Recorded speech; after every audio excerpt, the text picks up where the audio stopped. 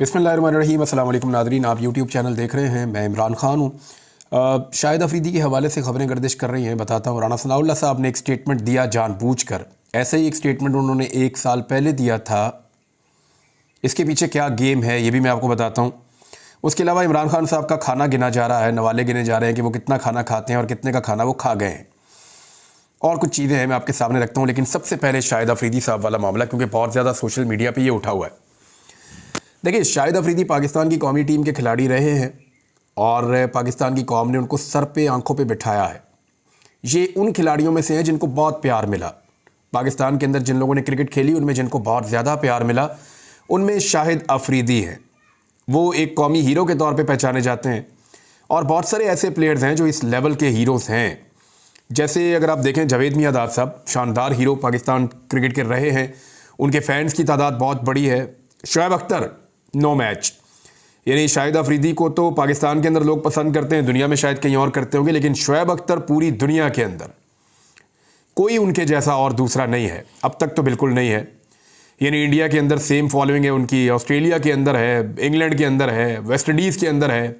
पूरी दुनिया में शोएब अख्तर को एक जैसा पसंद किया जाता है। सिर्फ पाकिस्तान के अंदर उनकी फ़ैन फॉलोइंग नहीं है, बहुत बड़े प्लेयर हैं। वसीम अकरम आलमी सतह के प्लेयर हैं, जादूगर बॉलर हैं, कोई उनका मुकाबला आज तक नहीं कर सका। दुनिया ये जानती है कि उनसे सिर्फ सीखा जा सकता है। वसीम अकरम इतना बड़ा क्रिकेट का दिमाग। वकार यूनुस बहुत बड़ा नाम, आकिब जावेद, कामरान अकमल हैं, सईद अजमल हैं, अब्दुल कादिर हैं, सईद अनवर हैं, आमिर सुहेल हैं, बासित अली हैं, मोहम्मद जाहिद हैं, राशिद लतीफ़ साहब हैं, बहुत बड़ा नाम है। इस तरह बहुत बड़े बड़े नाम हैं, मिसबाहुल हक हैं और बेशुमार नाम मैं लेता चला जाऊँगा, आप सुनते चले जाएंगे। बहुत सारे हीरोज़ हैं पाकिस्तान में और उनमें से एक हीरो शाहिद अफरीदी भी है। अब ये जो हीरोज़ हैं ये कोशिश ये करते हैं हमेशा कि अपने नाम को बचाएं। ये हमेशा कोशिश करते हैं कि अवाम की दिल आज़ारी से गुरेज करें और ऐसी कोई हरकत ना करें जिससे लोगों का दिल दुखे, क्योंकि लोगों के इनके साथ जज्बात जुड़े हुए होते हैं। शाहिद अफरीदी कंटिन्यूसली लोगों की एक रेड लाइन बार बार क्रॉस कर जाते हैं। यानी शाहिद अफरीदी ने शहबाज शरीफ को पसंद किया सियासी तौर पर। बहुत सारे और क्रिकेटर्स हो सकते हैं, बहुत सारे और हॉकी के प्लेयर्स हो सकते हैं, स्क्वाश के प्लेयर्स हो सकते हैं, कबड्डी और बॉक्सिंग के प्लेयर हो सकते हैं, वो शहबाज शरीफ को पसंद कर सकते हैं, इसमें कोई प्रॉब्लम नहीं है। तो शाहिद अफरीदी ने भी पसंद किया। लेकिन नॉर्मली लोग जो हैं वो इन चीज़ों से अपने आप को दूर रखते हैं। छोटे छोटे लालच के लिए, छोटे छोटे ओहदे के लिए वो अपना जो हीरो का स्टेटस है उसको गंवाना नहीं चाहते।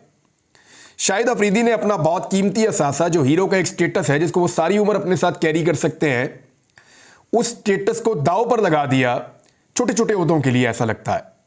यानी शहबाज शरीफ की तारीफें करने की कोई और वजह तो समझ आती नहीं है। यानी पूरी दुनिया ये मानती है, पाकिस्तान के शहरी ये मानते हैं, पाकिस्तान के इदारे ये मानते हैं, सबको पता है कि शहबाज शरीफ साहब की काबिलियत जो है वो ये है कि उन्होंने अच्छे खासे चलते हुए मुल्क का बेड़ा गर्क कर दिया था, इकॉनमी का भी, महंगाई के मामलात में भी, लॉ एंड ऑर्डर के मामलात में भी, और हर चीज़ के अंदर पाकिस्तान को नीचे लेकर गए शहबाज शरीफ साहब। अब सबको पता है कि वो किस नौइयत के एडमिनिस्ट्रेटर हैं और उनकी काबिलियत क्या है।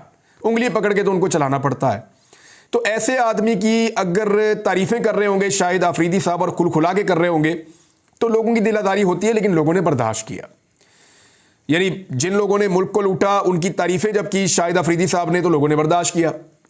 जिन लोगों ने लोगों के मैंडेट को चोरी किया, यानी पूरी दुनिया जानती है कि कैसे ये हुकूमत बनी है फॉर्म 47 के ऊपर, और बनने के बाद सीरियस भी हो गए। तो शाहिद अफरीदी जो है उन्होंने इनको तारीफ़ें करना शुरू की, इनकी मुबारकबादें देना शुरू की, इनको जो है वो उठाना शुरू किया, तो उस पर लोगों ने सब्र किया और बर्दाश्त किया।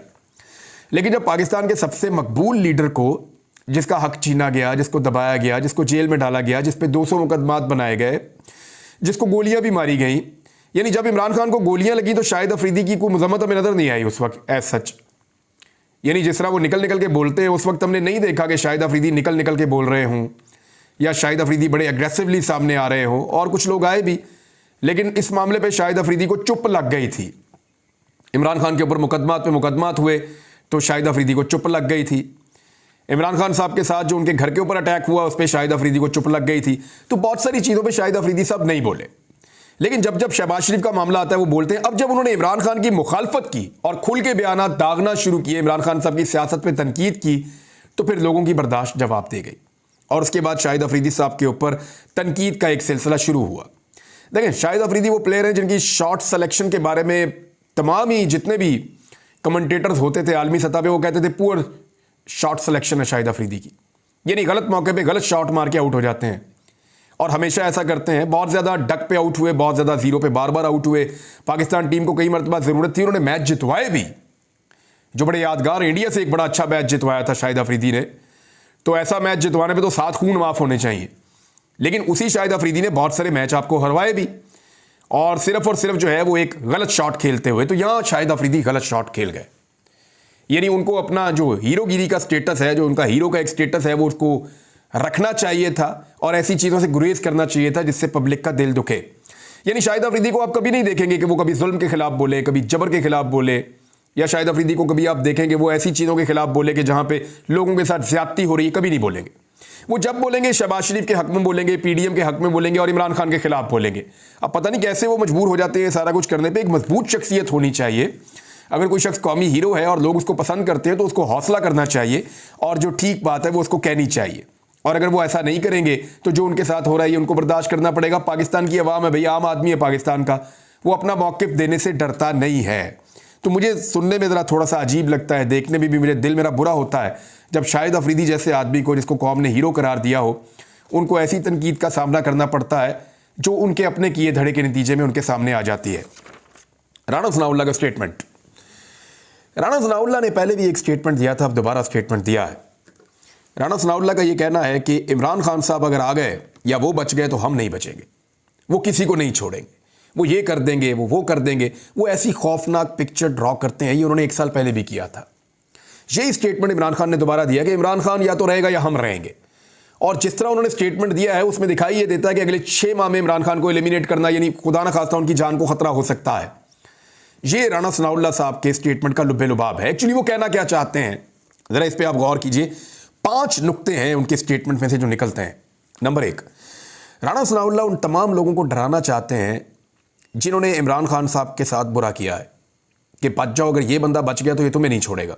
एक तो ये वो तासुर कायम करना चाहते हैं। दूसरा, वो इससे ये टारगेट अचीव करना चाहते हैं कि इमरान खान साहब को एक फाशिस्ट रहनुमा साबित करने की कोशिश की जाए ताकि आलमी सतह के ऊपर भी उनका इमेज खराब हो। नंबर 3, वो तहरीक इंसाफ के कारकुनों को भड़काना चाहते हैं, उनको वर्गलाना चाहते हैं कि देखो आपके लीडर की जान को खतरा है। वो एक किस्म का फ्लेयर अप कर रहे हैं माहौल को। नंबर 4, इमरान खान साहब की मौजूदगी में फिलहाल पीएमएलएन की या पीडीएम की जमातों की सियासत दफन हो चुकी है। यानी आप कहीं भी पाकिस्तान में सियासत पे बात करें, आप इमरान खान से बाहर निकल ही नहीं सकते। कोई टॉक शो कर लें, उनका नाम लेने पे, उनकी तस्वीर दिखाने पे पाबंदी तो हो सकती है, लेकिन आप उसके बगैर अपना काम नहीं चला सकते। लोग सुनने ही नहीं चाहेंगे, लोग बात ही नहीं करना चाहेंगे। तमाम मीडिया सोशल मीडिया पे दिन रात इमरान खान को दिखा रहा है और अपने मेन मीडिया पे दिखा नहीं पाता, क्योंकि वो भी ये जानते हैं कि इसके बगैर उनकी क्रेडिबिलिटी भी नहीं रहेगी। तो मामला ये है कि इमरान खान साहब की मौजूदगी में बाकी सबकी सियासत दफन हो रही है। तो इमरान खान साहब की मौजूदगी से खतरा जो है ये राना सनाउल्लाह साहब को खटकता है। और 5वां राना सनाउल्लाह साहब का जो मकसद है वो ये है कि वो ये चाहते हैं कि उनके दौर में जो कुछ हुआ उस पर पर्दा पड़ा रहे और अब कोई ऐसा तमाशा लगे जिसके बाद इमरान खान साहब के खिलाफ जो उनके दौर में हुआ वो लोग भूल जाएं। तो मैं आपको कुछ एक कंपैरिजन मैंने आपके सामने रखना है और बिल्कुल फेयर कंपैरिजन है, मैं आपके सामने शो कर देता हूं कि पीडीएम की हुकूमत और इमरान खान की हुकूमत में से कौन ऐसा था जो बदला लेता है, कौन ऐसा था जो फाशिस्ट है, कौन ऐसा था जो जुल्म और बर्बरियत पे यकीन रखता है, कौन ऐसा है या ऐसा था जिसने जुल्म के पहाड़ तोड़े हैं, जो दूसरे को छोड़ने के ऊपर यकीन ही नहीं रखता। यानी जितने एलिगेशंस राना सनाउल्लाह साहब इमरान खान साहब पे लगा रहे हैं, इन पे पूरा कौन उतरता है, पीडीएम की हुकूमत या इमरान खान? तो मैं कुछ चीजें आपको बता देता हूं। इमरान खान के दौर में लॉन्ग मार्च की इजाजत दी गई, पीडीएम के दौर में लॉन्ग मार्च से मना कर दिया गया। नंबर 2, इमरान खान के दौर में पूरे इस्लामाबाद को कंटेनर्स के साथ कभी नहीं भरा गया, लेकिन हमने देखा कि पीडीएम के दौर में इस्लामाबाद में कंटेनर्स का एक जंगला था, हर तरफ कंटेनर्स ही कंटेनर्स थे।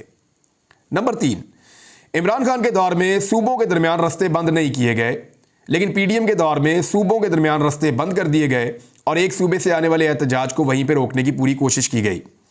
नंबर 4, इमरान खान के दौर में इस्लामाबाद में धरने की इजाज़त दी गई। फजल रहमान साहब आए, लॉन्ग मार्च लेकर आए, मरियम नवाज साहब आई, उनके साथ हमजा शहबाज थे, बाकी लोग भी थे, महंगाई के बयानिए के साथ आ रहे थे। बिलावल भुट्टो जरदारी भी आए ट्रेन के ऊपर मार्च निकालते निकालते। ये सारे इस्लामाबाद पहुंचे, इन्होंने आकर धरना दिया, इमरान खान साहब ने इजाज़त दी। लेकिन इमरान खान साहब को इस्लामाबाद में धरने की इजाज़त पीडीएम के दौरे हुकूमत में नहीं दी गई। सियासी कारकुनों को जो गिरफ्तार किया गया इमरान खान साहब के दौर में कुछ स्पेसिफिक केस के ऊपर गिरफ्तार किया गया। ऐसा नहीं हुआ कि लोग बाहर निकले और दफा 144 लगा के 500 बंदे आज उठा लिए, 200 बंदे कल उठा लिए, दहशतगर्दी के इतने मुकदमे कर दिए, ऐसा नहीं हुआ।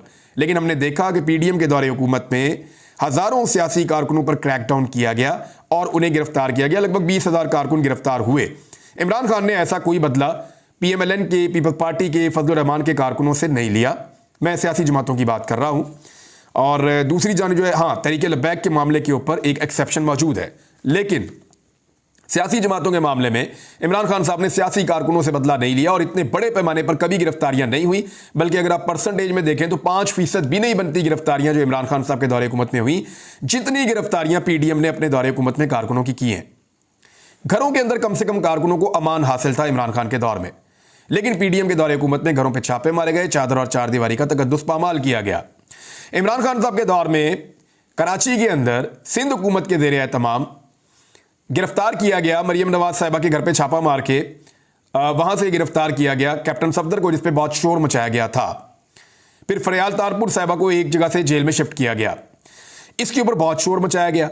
लेकिन पीडीएम के दौरे हुकूमत में बहुत बड़ी तादाद में खवातीन को बार बार गिरफ्तार किया गया, उनकी इमलाक को नुकसान पहुंचाया गया, उनकी गाड़ियों को तोड़ा गया, उनके ऊपर टॉर्चर किया गया, उनको सड़कों पर घसीटा भी गया। तो पीडीएम और इमरान खान में यह फर्क तो है। बंदे जो है वो इमरान खान साहब के दौर में अगवा नहीं हुए और बाद में उन्होंने प्रेस कॉन्फ्रेंसेस करके अपनी पार्टियों को नहीं छोड़ा, जबकि बंदे भी अगवा हुए पीडीएम के दौरे हुकूमत में और उन्होंने अपनी वफादारियां भी तब्दील की प्रेस कॉन्फ्रेंस कर करके। कोई नया मुकदमा पीडीएम की क़यादत के ऊपर इमरान खान साहब बार बार क्लेम करते रहे कि मैंने नहीं बनाया। नवाज शरीफ पर मुकदमात पुराने हैं, शहबाज शरीफ पर मुकदमात पुराने हैं, और ये सारे मुकदमात इनके अपने दौर के बने हुए हैं, जिसका ये खुमियादा भुगत रहे हैं चंद एक मुकदमात को छोड़कर। जबकि इमरान खान के ऊपर पीडीएम के दौरे हुकूमत में लगभग 200 के करीब मुकदमात मुबैना तौर पे बनाए गए। इमरान खान ने किसी भी सियासी लीडर के घर के ऊपर हमला नहीं किया या सिक्योरिटी फोर्सेस के जरिए से अटैक नहीं करवाया, जबकि पीडीएम के दौरे हुकूमत में इमरान खान के घर के ऊपर बार बार हमला किया गया, बार बार उसके ऊपर अटैक किया गया। और वो सूरत हाल आप सारी देखते रहे, मैं उसकी तफसील में नहीं जाना चाहता, लेकिन एक चीज आज मैं आपको बता देता हूं। कुछ लोग जो राणा सनाउल्लाह साहब से मिले हैं, वहां से ये खबर वो लेकर आए और उन्होंने मुझे बताया कि राणा सनाउल्लाह साहब ने यह बात बड़ी कैटेगोरिकली की है कि इमरान खान साहब के घर के ऊपर जब अटैक किया जा रहा था तो मुबैना तौर पे जो राणा सनाउल्लाह साहब के ज़राए क्लेम कर रहे हैं, जो लोग मिलकर आए, वो ये कह रहे हैं कि राणा सनाउल्लाह ने उसकी मुखालफत की थी और उन्होंने कहा था कि घर के ऊपर बिल्कुल भी अटैक नहीं करना चाहिए, इमरान खान को अदालत से या रस्ते से गिरफ्तार करना चाहिए। अगर एक घर के ऊपर इस तरीके से फोर्सेज अटैक करेंगी या जाके उनको गिरफ्तार किया जाएगा तो कल को यही सूरत हाल बाकी घरों के ऊपर भी होगी और ये एक ऐसी रवायत आ जाएगी जो पाकिस्तान में पहले नहीं थी। ये राणा सनाउल्लाह साहब की एक तजवीज़ थी, जिसपे अता तारड़ और मरियम नवाज साहिबा की जानिब से बड़ा दबाव आया। उन्होंने कहा नहीं जी नहीं पकड़ो, आपको पता है वो फितना और ये वो बहुत सारा वो चला रहे थे एक बयानिया। तो फिर इमरान खान साहब को गिरफ्तार, उनके घर के ऊपर जिस तरह छापे मारे गए, जो सूरत हाल बनी वो आपके सामने है। अच्छा जी, जेल में सहूलियात के हवाले से इमरान खान साहब का सिर्फ एक बयान है कि नवाज शरीफ का मैं AC उतारूंगा। हालांकि वो AC उतारा नहीं गया, बल्कि नवाज शरीफ साहब की वर्ल्ड रिकॉर्ड मुलाकातें हैं जेल के अंदर, और जो सहूलियात उनको मैसर थी आप सोच भी नहीं सकते। जब सहाफ़ियों से वो मुलाकात करते थे तो 15 कुर्सियां लगती थी, एक पे मियाँ साहब बैठते थे और 14 कुर्सियों पे 7 सहाफ़ी इधर और 7 इधर बैठ के लंबी नशिस्त होती थी। इसी तरह बाकी लोगों से भी नवाज शरीफ साहब बड़े ज़बरदस्त तरीके से मिलते थे। इधर इमरान खान साहब को जेल में जो तकालीफ हुई वो आप सब जानते हैं, जिस किस्म की उनको सहूलियात देने से मना किया गया वो भी आप सब जानते हैं, और जिस तरह उनकी मुलाकातों को लेकर इस वक्त भी अदालत में एक केस चल रहा है वो भी आप सब जानते हैं। क्या इमरान खान के दौर में बार बार इंटरनेट और मोबाइल फ़ोन बंद हुए? पीडीएम के दौरे हुकूमत में बार बार इंटरनेट और मोबाइल फ़ोन बंद हुए।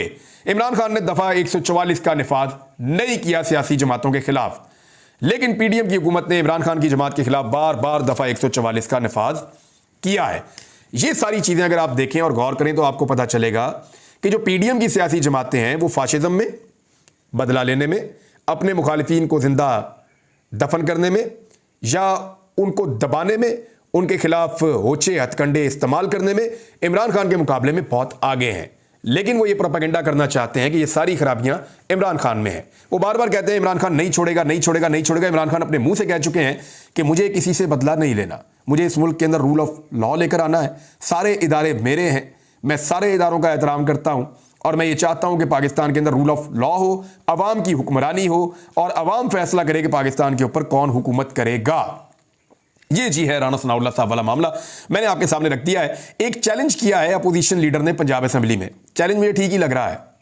अपोजिशन लीडर ने कहा कि 52 मनसूबे मरीम नवाज ने दिए हैं, इनमें से अगर 5 मनसूबे भी मरीम नवाज के अपने होना तो उन्होंने फिर दावा कर दिया और उन्होंने चैलेंज कर दिया कि मैं चैलेंज करता हूं कि 5 मनसूबे भी मरीम नवाज के अपने नहीं हैं। ये सारे वो मनसूबे हैं जो इमरान खान साहब के दौर में शुरू हुए थे या उन्होंने इसकी मनसूबाबंदी की थी और इसके ऊपर काम शुरू किया था। एक खबर और आई है कि इमरान खान ने 6 माह में 35 लाख का खाना खा लिया जेल में। अब ये खबर देने वालों को शर्म नहीं आ रही? और 35 लाख का खाना अकेला आदमी कैसे खा सकता है जेल के अंदर? यानी अगर रोज का एक आदमी बहुत ज्यादा भी खाए तो 4000 का खाना खा लेगा, 5000 का बहुत ज्यादा भी दबा के खाए तो 5000 का खाना खा लेगा मैक्सिमम। तो अगर एक आदमी रोज का 5000 का खाना भी खाए ना, तो जितने दिन से इमरान खान जेल में मैक्सिमम 10 लाख का खाना बनता है, 4-5 हज़ार का खाना अगर एक आदमी रोज खाए तो। और खाने के मेन्यू के अंदर ज़्यादातर दाल है, सब्जियां हैं, बीच में 2-4 दिन गोश्त है, 2 दिन मेरे ख्याल में गोश्त है, इस तरह से कोई मेन्यू है वहाँ पे। सुबह डबल रोटी है। तो ये खाना जो इमरान खान साहब को मिल रहा है उसको 35 लाख का बना दिया। मुझे तो लगता है वहाँ पर भी करप्शन हो रही है, इसका ऑडिट होना चाहिए और पता करना चाहिए कि ये 35 लाख का खाना डाल तो दिया है, क्या इतने का खाना आया भी है? और ये 35 लाख का खाना तो नज़र आ रहा है सबको, लेकिन 3.25 करोड़ के टायर नज़र नहीं आ रहे हैं सबको। यानी 3.25 करोड़ के टायर हैं और मैचिंग वाला गाड़ी के अंदर का पोशिश है, वो किसी को नज़र नहीं आ रहा। जो पंजाब की वज़ीर आला के लिए उनकी ख्वाहिश के ऊपर ये किया गया मुबैना तौर पे, वो किसी को नज़र नहीं आ रहा, लेकिन सबको नज़र आ रहा है 35 लाख का खाना। भाई अगर इतना दुख रहा है खाना तो इमरान खान को फिर आज़ाद कर दें ताकि वो खाना अपने पल्ले से खा लें। वैसे इमरान खान साहब जो हैं वो तो पूरी दुनिया में जहाँ भी जाते हैं खाना मुफ्त में ही खाते हैं, और यहाँ पे जेल में भी खाना उनको मुफ्त में ही मिल रहा है। और मियां नवाज शरीफ साहब का मुझे याद आ गया, जब मैं गिरफ्तार हुआ ना, मुझे एक पुलिस वाले ने ये बात बताई थी, नाम मैं उसका नहीं लूंगा, लेकिन मियां साहब को चैलेंज है कि मियां साहब आप मुझे चैलेंज करें किसी कोर्ट के अंदर, ये बात साबित हो जाएगी। बात यह है कि मियां नवाज शरीफ साहब को जब जेल में शिफ्ट किया गया तो मियां साहब ने जाते ही अपने कुक के बारे में पूछा कि जो पिछली दफ़ा मैं कैद था उस वक्त एक बावर्ची था जो खाना बहुत अच्छा पकाता था, वो कहाँ पे है? पता चला जी वो उस जेल से ट्रांसफ़र होकर किसी दूर दराज जेल में चला गया। तो फौरी तौर पे गाड़ियां रवाना की गई, पहले टेलीफोन घुमाए गए, फिर वहां से उस जिले की इंतजामिया जो है वो मुतहर्रिक हुई। ये इमरान खान साहब का दौरे हुकूमत है, मैं आपको बता रहा हूं। और उस दौर में नवाज शरीफ की आप चेक करें कि किस लेवल का नवाज शरीफ का इन्फ्लुएंस था इमरान खान के दौरे हुकूमत में। फिर आपको समझ आ जाएगी कि इमरान खान का कितना कंट्रोल था चीज़ों के ऊपर, या उन्हें समझ आ रही थी या नहीं आ रही थी, जो भी था। लेकिन नवाज शरीफ का जो पसंदीदा कुक था बावर्ची, उसको ढूंढा गया, वहां से गाड़ी फौरी तौर पे रवाना की गई और गाड़ी के अंदर उसको बैठा के रातों रात ट्रांसफर किया गया उसको उस जेल के अंदर जहां पे नवाज शरीफ साहब मौजूद थे, ताकि वहां पहुंचने के बाद वो सुबह मियां नवाज शरीफ साहब के लिए नाश्ता तैयार कर सके। ये तो किसी ने नहीं रिपोर्ट किया, किसी ने नहीं किया, ना नवाज शरीफ की मुलाकातें रिपोर्ट की, ना बाकी चीज़ें रिपोर्ट की। तो यहां बड़ी मज़ेदार रिपोर्टिंग हो रही है। इस रिपोर्टिंग को आप इंजॉय करें और इंतज़ार करें अगले वीलॉग का। अब तक के लिए इतना ही, अपना ख्याल रखिएगा, अपने इस चैनल का भी। अल्लाह हाफ़िज़।